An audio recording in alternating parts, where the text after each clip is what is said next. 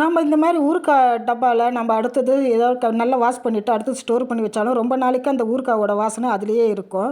So அது ரொம்ப நாள் ஆகும், அது போகவே போகாது என்ன தான் நம்ம வாஷ் பண்ணாலும். இந்த மெத்தடை நீங்கள் ஃபாலோ பண்ணி பாருங்கள், ஒரே நாளில் சூப்பராக போயிடும். இதுக்கு வந்து ஃபஸ்ட்டு நம்ம தண்ணி ஊற்றி நல்லா வாஷ் பண்ணிவிட்டு, நல்லா சோப்பெல்லாம் போட வேண்டாம், சும்மாவே வாஷ் பண்ணிவிட்டு அதுக்கப்புறமா வெறும் ரைஸ் மாவு இருக்குல்ல, ட்ரை ரைஸ் மாவு போட்டு ஒரு டிஷ்யூ பேப்பர் போட்டு நல்லா அதை தொடச்சி எடுத்துடுங்க. ஒரு ஸ்பூன் போட்டு நல்லாவே அதை தொடச்சி நம்ம எடுத்துட்டாக்கா அது ஃபுல்லுமே வந்துடும். அது இதிலே நல்லா ஸ்மெல்லாம் போயிடும், அது எதுவுமே இருக்காது.